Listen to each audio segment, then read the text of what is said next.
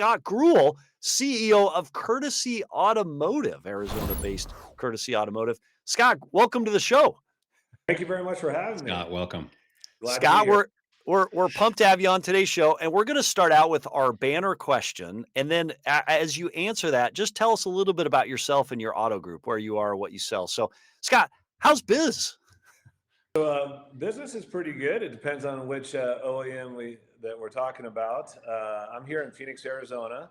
I've been doing this. We're celebrating our 70th year. I've been at it for over 30 years, and we primarily focus on the region. I have 6 stores here in the Valley, and then 1 store over in the San Diego area, so regional.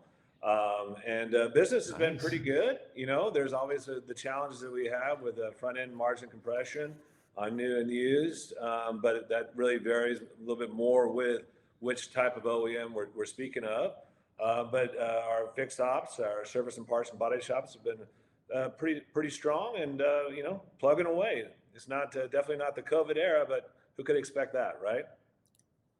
All right, so I'm going to put you on the spot a little bit. You mentioned the OEM piece. What OEM are you crushing it with, and which one are you most frustrated with, and why? Well, I don't really want to get into specifics. You spoke about a couple of them earlier in the show here, but I do have a lot of faith that things are going to get better with that particular OEM. But we're having a lot of success. The General Motors and Chevrolet, I think they're going to market in the right way, their product in the right way, their inventory levels in the right way. So we're having a lot of success with the Chevrolet brands. Yeah, very good. So Chevrolet is at the top, That's so which correct. is good, right? So I love it. And then you can make your own assumption about where you sit with the others. And actually, one of the others we want to come back to in just a moment because you have some interesting competition in the Arizona market with one of your OEMs. But before we go into that, you've scaled Courtesy from 2 rooftops to 6 and over $1 billion in sales. Give us a lesson or two that was most significant to you as you went along that journey in scaling.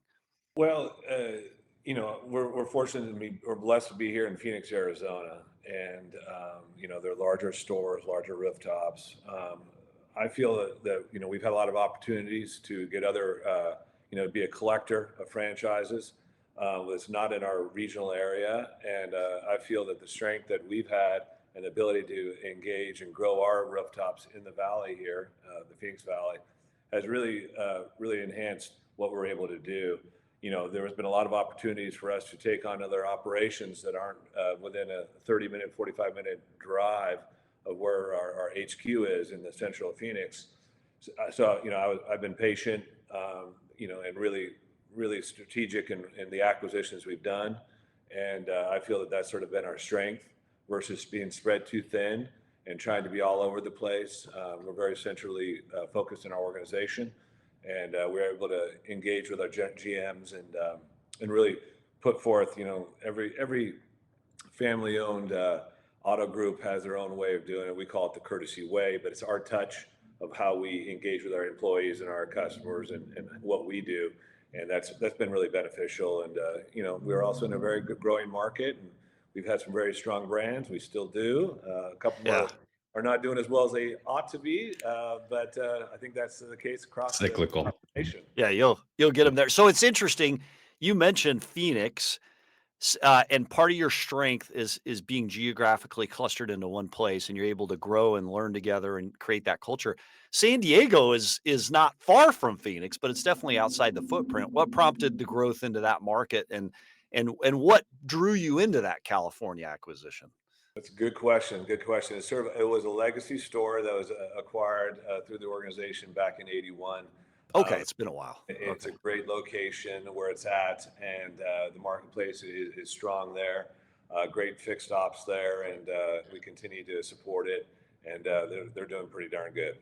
Yeah. A commenter online, by the way, said Courtesy and Scott are legends in this AZ market. And Robbie Ben Koya says congrats on that. So let's turn to your Chrysler store in Casa Grande. So your Chrysler store. So Carvana is buying a CDJR store in Casa Grande. How has that changed the competitive landscape for a family-owned group like yourself?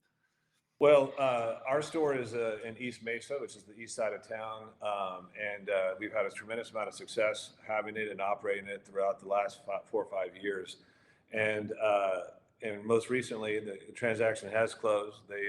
Carvana took over an operation in Casa Grande, which is almost like a rural kind of area between Tucson and Phoenix. Not a lot of rooftops. They obviously probably, market share. They probably went in and got it at a reasonable rate, I would assume. I don't know Yeah. all the specifics. I don't intend to. But Carvana is headquartered here in Phoenix, Arizona. And obviously, we know that they do a very good job, judging from the numbers of online retailing and marketing, and their ability to finance the vehicles themselves, which is a Hmm. advantage. And most recently, Carvana took over a rooftop down there in Casa Grande, and I do have an opinion on that. I feel that if OEMs go down that road, I don't think that's a very good partnership between the dealers who've been investing for Hmm. decades, the facilities, customer experience, the parts, the service, and all that stuff. That is an investment and a true partnership. And I feel that the latest situation with that particular OEM isn't doing right by the long, loyal partnerships, dealers that we've been out there investing millions and billions of dollars with that OEM to peddle the product properly. I feel like that's almost I wouldn't say a slap in the face, but I don't think it's building bridges. How about that? Yeah. So Yeah. what would your message be to OEMs that are considering entering into transactions? So that was the first, but there could be more. What would your message be to OEMs looking to enter into those transactions? And like I said, I don't want to I don't know all the details regarding if it's the first and there's many more coming and this and that. But, you know, I think I've been doing this for 30 years, and it truly is a partnership between the dealer, the distributor, and the OEM. And it's been working very strongly. And I feel that sometimes when people make decisions like that with a strong retailer, I'm going to give them credit. They've done a good job in used cars, and they might even do a good job in new cars. But they're looking at the short-term game and not the long-term game. Who's been with you through thick and thin? The dealers have. So when you make Yeah. decisions on a short basis, maybe you might get a lift in a little bit of volume, and indeed they have, judging from the last Yeah. 6 days. Yeah. They're thinking about short-term product sales and this and that. They're not thinking about relationships that have been established and all the good stuff that's been out there with the factory dealer relations. So my advice to all the OEMs is don't look at it short term, look at it long term. And if there's a Yeah. way to slow that out, I think that's something that you need to look at because we're truly in this thing as a partnership. And I feel that doing that is really short-sighted by the OEM. Yeah. So they're in your backyard, you're competing with them. Right. Are there any lessons learned in that in ways that competition creates or changes the competitive landscape? They've got access to an auction, they've got access to an interesting finance operation. There are elements of their operation, the delivery and whatnot. What lessons could you share with other dealers in 2025 here that could be contemplating competing against them in the OEM world, in the Well, franchise world? well, I think that it's competition, right? We all got to get better on our DRPs. We all could get better at our deliveries. We all could do this as independent franchises, and I'd be first to say they do a darn good job of competing on that. Their marketing spend is substantially higher on a national basis. It's a public company. I understand that they have that advantage as well. But one of the unique advantages that they have versus normal franchise dealers is for the most part, and I know some public groups are doing this, but they had the ability to actually carry the paper and finance a lot of that back end Hmm. dollar. So they could squeeze the price or even continue to be aggressive on the pricing, which affects all us dealers, as we all know, and compress that margin down to nothing or even below. But yet they pick it back up on the finance part. And I feel that it's a challenge, right, for all of Yeah. us dealers out here who don't carry their own paper or they don't have the sophistication to to credit and repo and collect and all that other complicated issues that deal with when you self finance a vehicle. So that is it. That's a challenge, right? And as we move forward, we got to make certain that we're always looking for increasing revenues in different ways, and that's who's going to win in the long term. Yeah. Yeah, it's a fascinating lesson. I mean, I can't imagine they've had so much success in that Chrysler marketplace in there in Phoenix, taking that location from worst to, a top performer in that marketplace. Certainly, I would anticipate that they take that model and seek to try to expand it with those For advantages sure. that they have. So your lessons learned and shared with other dealers are very relevant, I think in today's marketplace. They've got tech and scale. You've got culture and community. Culture and communities and longevity have got to give you a leg up and an advantage. Maybe talk about some things you're doing in the culture and community area that give you that advantage, Scott. Yeah, so obviously, the Carvana we're talking about might not necessarily have that culture and community angle and historic, and we do a substantial amount, as do a lot of regional players and family-run operations. We're embedded in the community with doing a lot of give backs, charities. I can name dozens of things we do, and we try to we try to explain to our customers that we are family and that we are different. We're a privately held organization, and we give back to the community because that's the ones who's let us grow so much. And we're doing that. And is that a competitive advantage? It is. It definitely is. But there's a lot of consumers out there that just want that, that Jeep Wrangler at 3,000 Hmm. low cost because that's what they're doing out there. Yeah. So it's challenging. Of course, we're going to keep fighting the fight and winning out there on everything we can do. But I just think it's appropriate to bring it up, not only to that particular OEM, but to all the OEMs. Don't lose sight of the Right. dealer. You don't see some of the stronger OEMs out there even considering something like this. Yeah. So Yeah. why would so? You, you took the words out of my mouth there. The strongest OEMs would not even consider a partnership like this, right? Because they are the ones that care the most about that relationship. What It's between wholesaler and retailer. It has to make sense.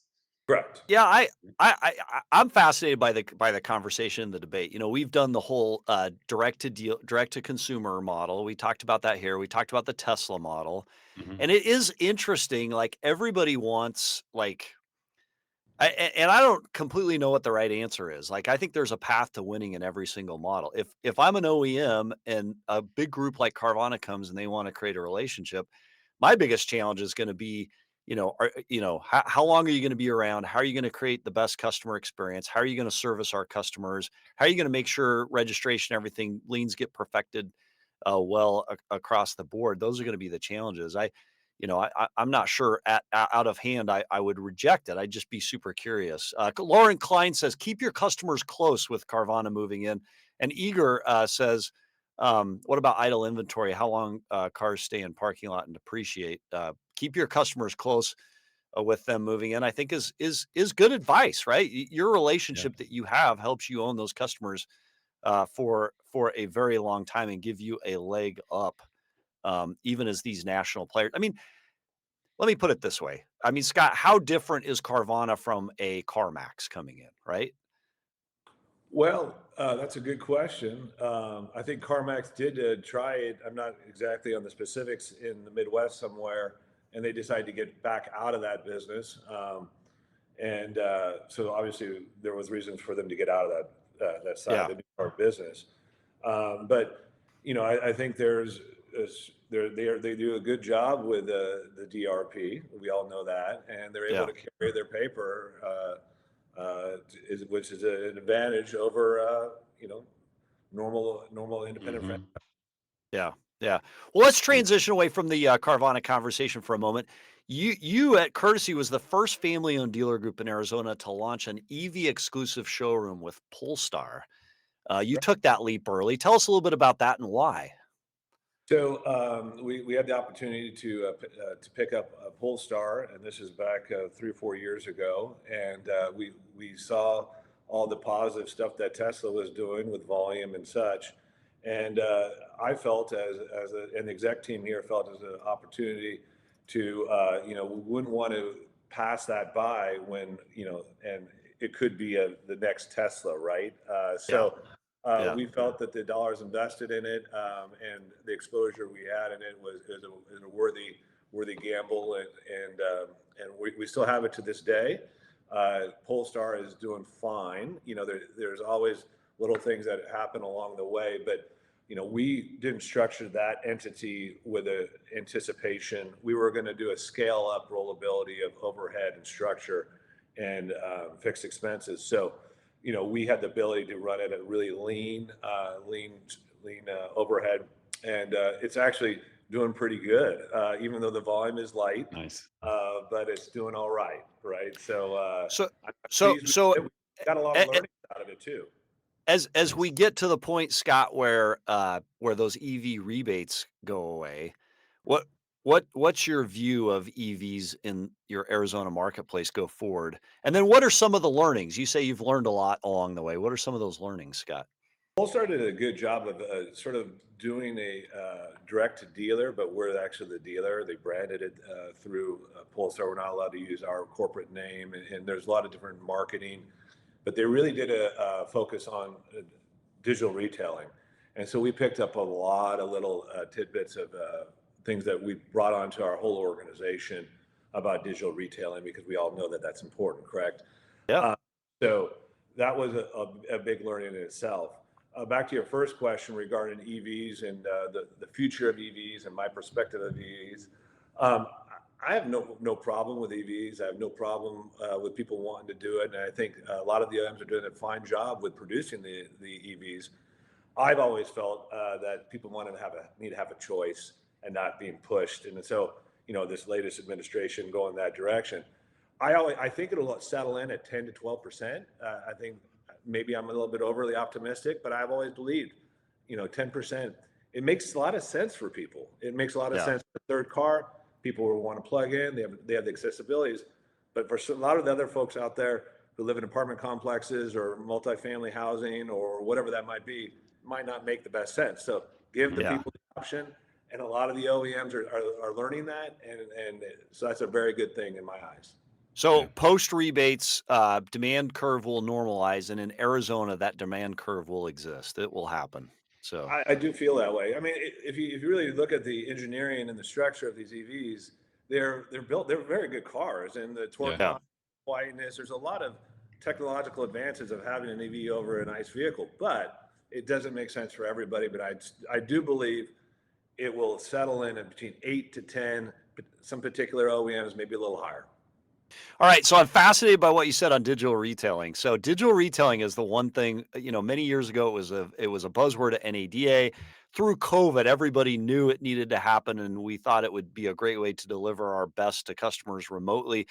I still feel like, at least in the Midwest where we are, customers still wanted to come in and interact with us. Didn't, they kind of pushed off of digital retailing. Amazon is coming in, like Mm. Carvana's had its success and its turnaround story. So throw out to us in August of 2025, what are a couple of the digital retail learnings you've learned from Polestar that you've implemented across the rest of your group? Companies So, that you use, technology or processes? there's really two types of, I mean, there's many more. And I'm by no means, I don't want to say I'm an expert. My team is an expert, so I just wanted to placate that. Yeah, But yeah. I do feel that the consumer, you're exactly right. Customers do want to touch and feel the vehicle. Mhm. So we try to have that experience positive with the consumer, touching the vehicle. They see the vehicle, and we do a lot of the videos, we do all the pictures, we do the introductions, all electronic, all that stuff. But we do a lot where they see the vehicle. We bring the vehicle out to them all the time, and they say yes, okay, great. And then at that point, we do the digital retailing where digital deal jackets, and then they sign and all that, and take pictures of their driver's licenses and titles and all that such. Do you know what technology you're using to deliver that? Are you I don't know That's specific. okay.